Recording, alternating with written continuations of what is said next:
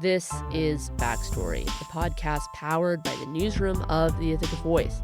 I'm Megan Zerez. It's Tuesday, August 11th. There's a lawsuit seeking to oust one of the members of Lansing's town board. It alleges, among other things, that town board member Joe Wetmore has misused his power as an elected official to try to block the controversial AI data center proposed for the town. That board and its members, Joe Wetmore included, are at the heart of a fiery debate over that data center. The person who filed the suit is also a longtime Lansing resident and community leader in her own right. But how far are local politicians supposed to go when they oppose a project? And what or who is really at the heart of this lawsuit? That's today on Backstory. After a short break, stay with us. Independent journalism isn't guaranteed. It's built. Join the readers who power the Ithaca Voice and make a gift today at ithacavoice.org. You're listening to Backstory. I'm Megan Zerez. The data center hasn't even been built yet, hasn't even been approved, and already the debate is straining the community. And it's having ripple effects. Earlier this summer, there was a lawsuit that was filed against one of the town board members with the strongest opposition to the data center. My colleague Haley Potter is with me now to break down the story. Haley, how are you doing? I'm good. Thanks for having me, Megan. Thanks for being here. So really quickly, let's explain some of the key players here and their ties to Terawulf, which is this company that is behind the proposed artificial intelligence data center they want to build in the town of Lansing. Let's start with the defendant in this case, Lansing town board member Joe Wetmore. Yes, so Joe Wetmore, who's also the deputy town supervisor, he is someone who's actively opposed the data center project. Joe's the defendant in this case, and the person who filed the lawsuit, she wants to get him out of office. Who is she? Lauren Baker is actually a member of the town's zoning advisory committee. Oh, wow. So actually involved in town process.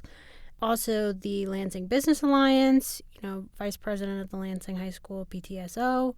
So very actively involved in the community, right? Yeah, she's not just nobody. Yeah, and she has expressed support for the data center project, which is important to note, but that's something that she has said has had no impact on the filing of this petition. Right. But, it definitely comes up. That whole debate feels like it is the spark in the petition. Baker, she's lived in the town for a while. Does she have any connection to Terawulf? She supports the project, but does she have any connection to it formally? Town officials have made a special point to mention in a resolution that we'll talk about later, but they've specifically called out that there is a connection to Terawulf with this petition. So Baker is represented by a law firm called DLA Piper, which is based out of New York City. Mm-hmm. And that's a firm that's also advised Terawulf.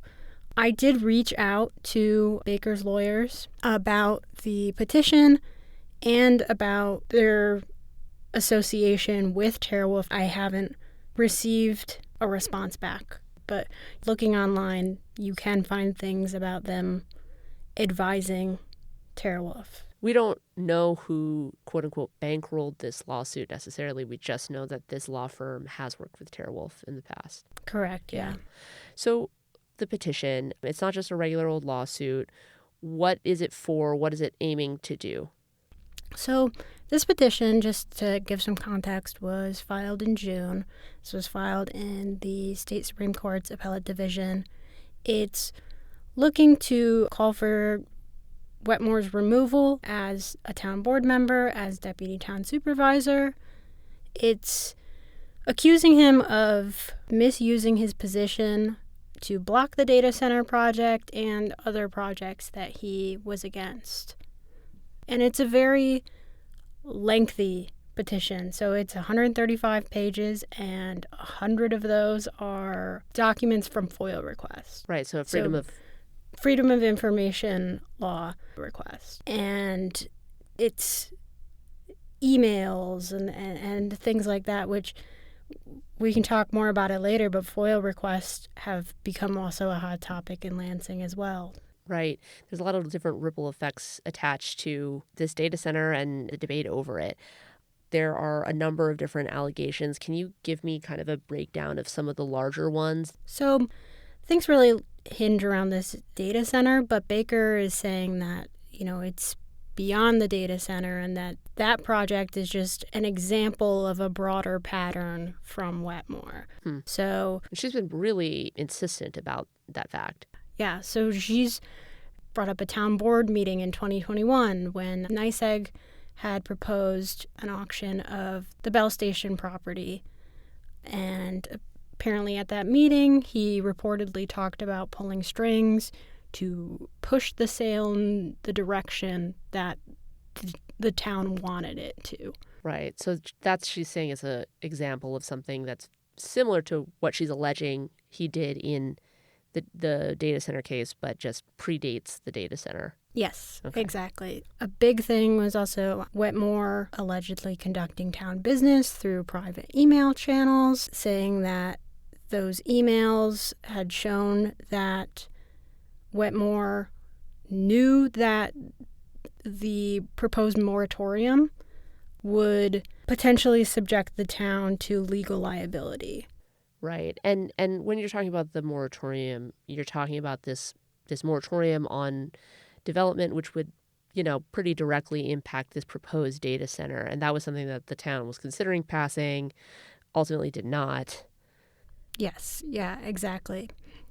And, another claim was that after the data center plans were announced, that Wetmore was coordinating with people and organizations in an attempt to delay the project. She had said that Wetmore didn't pay for or disclose services that were provided by these organizations and didn't recuse himself from decisions related to this. It sounds like Wetmore's talking to groups or constituents, or maybe you could think of them as lobbyists, who also oppose this data center. And she's arguing that those conversations constitute services, like paid services. Interesting.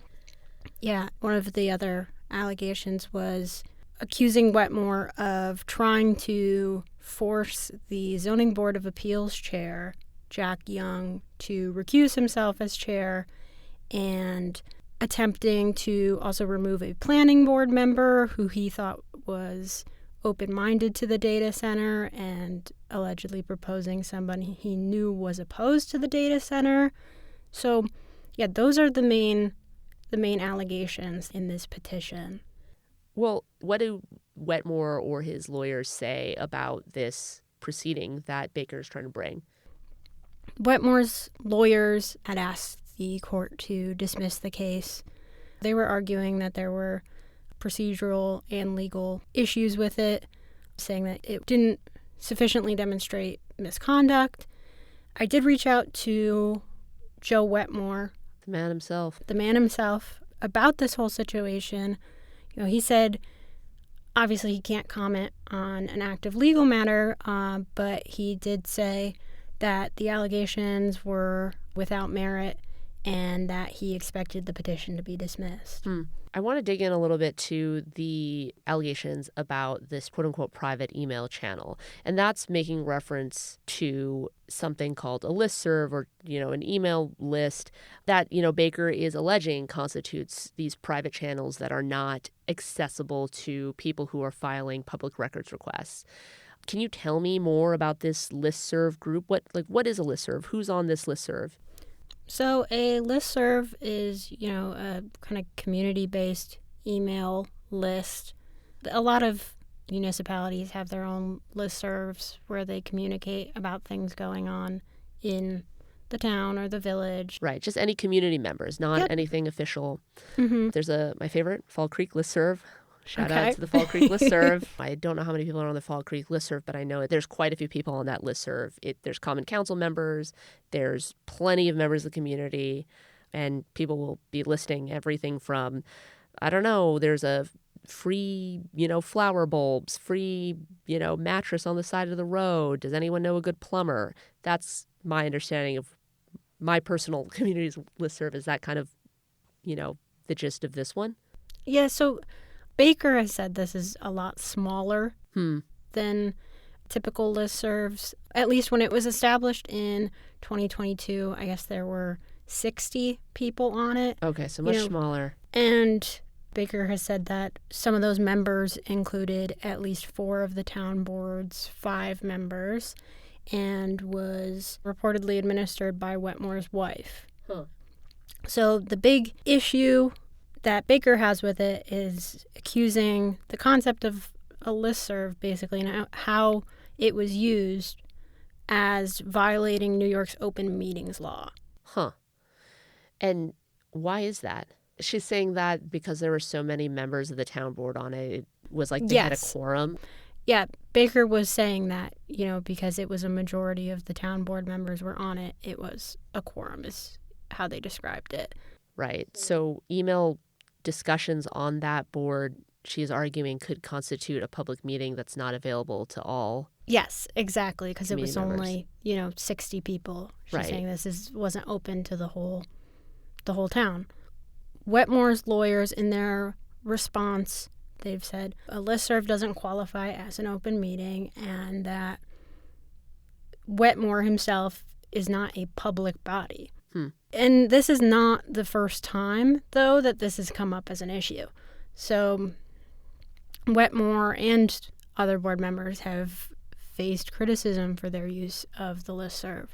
Terawulf had previously threatened litigation against the town board in regards to this listserv. So in November, lawyers for Lake Hawkeye LLC, which is a subsidiary of Terawulf, alleged that messages had been deleted, which, again, they said was public record. So that's something that Baker has said as well, that government records weren't properly preserved. So she's arguing that email discussions on this listserv constitute public record, open meetings, that sort of thing. Yeah, and it's an interesting argument. It is interesting. I mean, when this originally came up, we had talked to Paul Wolf with the New York Coalition of Open Government. His take was that it's concerning, but it's not necessarily illegal. Yeah. I wonder if you could make the same argument about if there are a bunch of common council members or a bunch of legislators of some kind on Facebook. Would that count as a public record? Who knows? Would a text group, yeah. It's really interesting. Right. It's interesting. And it is also interesting that the other time that Wetmore has been called out for this was also in connection to this data center project.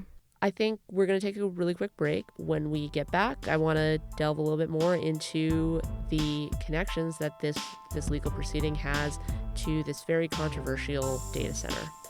That's after a short break. Stay with us.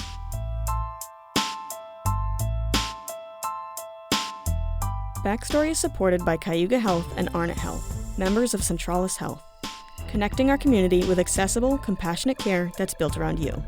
From same-day appointments to long-term wellness support, Centralis Health helps you stay healthy and informed. Learn more at centralishealth.org. You're listening to Backstory. I'm Megan Zerez, here with my colleague, Haley Potter. We've been talking about a legal proceeding against a member of the town board of Lansing who has been staunchly opposed to the data center. I want to talk a little bit about the connection that this lawsuit has to Terawulf, the company behind this data center, and that whole very, very vigorous debate. But first, Haley, can you give me a little bit of background on this data center and some of the debate that's sort of unfolding around it? Yeah, so, this is all about the plan to convert the old power plant, and it's really kind of flipped this town upside down, and, for typically what I think would be described, and I think it's fair to describe Lansing before this whole debate as, kind of a sleepy town. Not a lot going on in terms of like contentious politics. Sure. But it really has this ripple effect, and there's just been a lot of pushback. It's really split people. Yeah, on one hand, you have, like you said, environmental advocates who are opposed to AI. They don't like the fact that this data center could be potentially using a lot more electricity. There's concerns that there's like noise pollution, that starting that all up again would harm wildlife, could use too much water. And on the other hand, I think there are people who are saying they really need the jobs. Yeah, jobs. That's definitely a big thing I've heard about it. Right. Because since that power plant, that used to be a coal-powered power plant out there, and that's been shut down for, quite some time now, and it's just kind of sitting there. Mm-hmm. And people want to see something done with it, I guess. Yeah. Some folks. But, Baker, for her part, she is for the data center, but she says pretty emphatically that this legal proceeding that she's bringing to try and get Wetmore off town government, she says that that's not connected to the data center or Terawulf or any of this. Well, more so her personal beliefs, feelings yes. about the data center. Yes, yeah. She has made that clear. But to be fair, it is something that is brought up, in the petition. Yeah, you almost wonder, it's like if the debate over the data center didn't happen, would this legal proceeding be happening, We came into this story, there was a discussion at a Lansing town hall meeting, and that's sort of the entry point that a lot of people had into this story. And there was a bit of a back and forth about legal fees related to this petition. Can you tell me a little bit about that meeting? Yeah, I mean, so this was a meeting mid-July, and it was a very split meeting. It was a very lively meeting. People were kind of talking out of turn, shouting out a bit, and making comments. Criticizing the board. There was, even a call for Wetmore's resignation. Wow. During public comment, you had a lot of people who were very upset about the funding for legal fees. The legal fees are going to be paid for by taxpayers, which the town has made very clear that they're obligated to do so. And it's not an ideal situation, but it's just something that they have to do. Their hands are kind of tied. And because he was sued for his role and his actions through the town. Right, as a public official. That it's the town's responsibility to pay for those. Do we know how much those legal fees are going to cost? Yeah, so it's $395 an hour for firm members, although there are lower rates for associates and paralegals. Right. And do we have an estimate of, how much that could cost the town in total? Not at the moment, no. But it is important to know an amendment was made that would require Wetmore reimburse the town if he's found guilty, if he's removed from office. I see. Okay. So, and just to, I do want to go back to, what was said during public comment. Again, a lot of criticism about using these taxpayer dollars for these legal fees.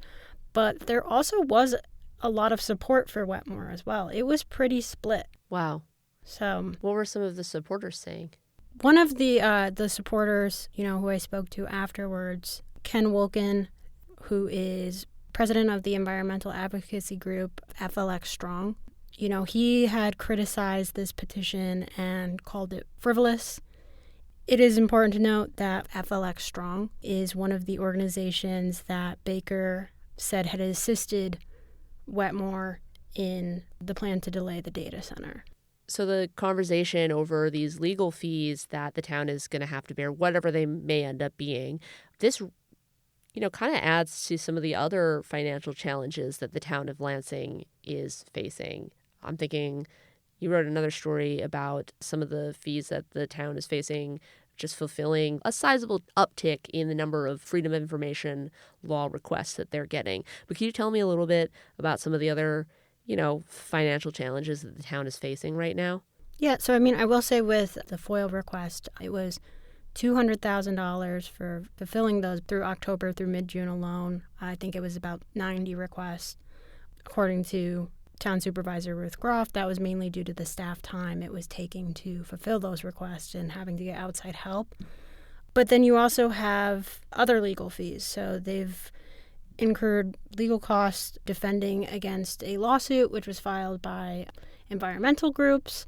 A lawsuit against this town of Lansing. Yeah, that lawsuit is criticizing the town's zoning board of appeals, which allowed the data center project to move forward in the planning process.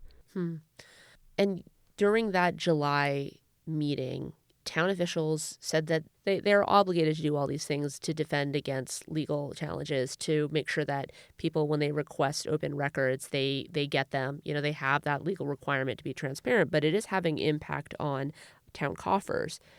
What are they looking at in terms of an impact to the budget? What are they going to have to do to make up that cost?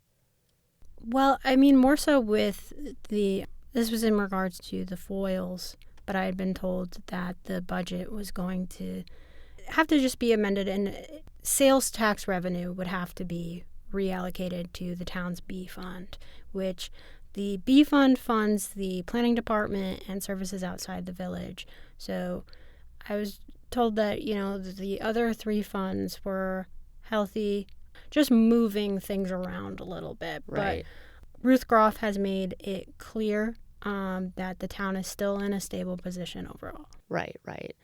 At some point, some of them might catch up, you know? Well, those are the updates we have so far, but I know we will continue to follow it. So thanks so much, Haley, for walking us through. Yeah, of course. Thanks for having me. You've been listening to Backstory. I'm Megan Zerez, here with my colleague, Haley Potter. We'll be back with headlines after a short break. Stay with us. The Ithaca Voice is nonprofit, nonpartisan, and community-based. If you value local news, help fuel it with a contribution at ithacavoice.org. I'm Jimmy Jordan. You're listening to Backstory. Here's some of the other stories we've been following recently. Tompkins County's cold weather homeless shelter program could receive almost 60% less state funding this year. New York's Code Blue law requires counties to provide emergency shelter to anyone who asks when temperatures reach below freezing in the winter. In the past, funding from the state has covered the cost of the program. State officials say this year's reduced funding is based on prior year's spending. County leaders say they're puzzled. Last winter's costs exceeded the state's $2 million allocation, and demand for shelter increased. There's still time before the program is set to go into effect, but local homeless advocates are sounding the alarm, and county leaders say they're planning to appeal the state's decision. And more than 3 years ago, Ithaca passed a law lowering its citywide speed limit from 30 miles per hour to 25. But the new limit never went into effect. Why? City officials apparently didn't earmark the funds to buy new speed limit signs. That's been a point of frustration for some, like longtime resident Ann Sullivan. You guys have done nothing to fix this problem in 3.5 years. Sullivan showed up to last week's Common Council meeting to air her grievances, but by chance, she happened to show up on a special day. Because I was told during your comments, Ms. Sullivan, that the signs were ordered today. I'm sorry. That was Ithaca Mayor Robert Cantelmo responding to Sullivan. Finally, the Greater Ithaca Activity Center has plans to demolish the old Red and White Cafe and build a new restaurant and culinary arts training center in its place. The community center purchased the old cafe back in 2023, but it's sat vacant since then. The new plans were filed with the city last week and are awaiting review. You've been listening to Backstory, the podcast powered by the newsroom of the Ithaca Voice. Ron Van Ormer is our executive director. Our photographer is Casey Martin. Our reporters are Fernando Figueroa, Haley Potter, and Megan Zerez, who also produces this podcast. I'm Jimmy Jordan, the managing editor. That's it for this week.